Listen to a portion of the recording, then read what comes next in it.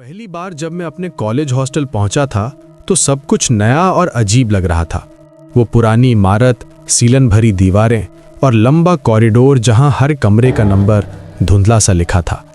मेरे लिए कमरा तय हुआ, 13 नंबर। सब हंस रहे थे, बोले भाई शुभ नहीं है।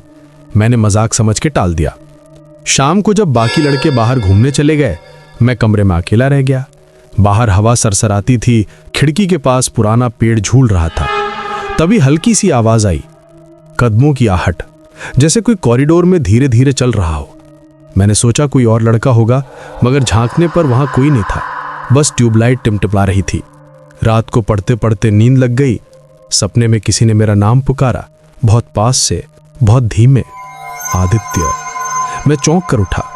दरवाजा बंद था, लेकिन दरवाजा चरमराया जैसी आवाज फिर आई। लगा हवा होगी, पर उस वक्त हवा बिल्कुल थमी हुई थी। अगले दिन क्लास में किसी ने पूछा, तेरी रात ठीक थी? मैंने हंसते हुए कहा, क्यों? वो बोला, कल फिर से कमरे 13 से रोने की आवाज आई थी। मैंने मुस्कुराने की कोशिश की, पर भीतर डर बैठ गया। रात को मैंने रूममेट्स के साथ सोने का सोचा, मगर सब मना कर गए, बोले कमरा 13 में कोई नहीं टिकता।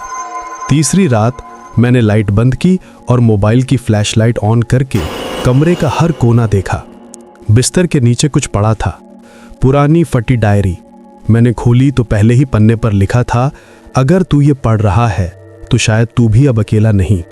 नीचे तारीख थी 10 साल पुरानी। डायरी पढ़ते पढ़ते मुझे पता चला कि यहाँ पहले एक लड़का रहता था, अमन। सब कहते थे उसने खुदकुशी की, मगर उसने आखिरी पन्ने में लिखा था, मैं अकेला नहीं था, वो मुझसे हर रात बात करती थी।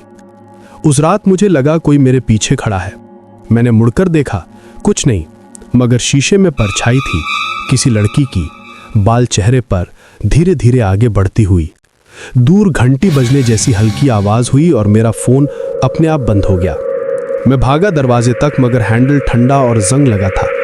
तभी कान के पास वही धीमी फुसफुसाहट, अब तू मेरा है। ठंडी हवा पूरे कमरे में फैल गई। सुबह जब होश आया, मैं हॉस्टल के बाहर था। सब मुझे घेर कर पूछ रहे थे क्या हुआ। मैंने कुछ नहीं कहा, बस देखा कि कमरा 13 का दरवाजा अब सील था। उस पर लाल पेंट से लिखा था, कमरा बंद है, अंदर ना जाएं। कहते हैं आज भी नए सेशन में जब कोई गलती से उस कमरे का दरवाजा छूता है तो उसे रात में वही सपना आता है। एक आवाज उसे पुकारती है और सुबह उसका बिस्तर खाली मिलता है।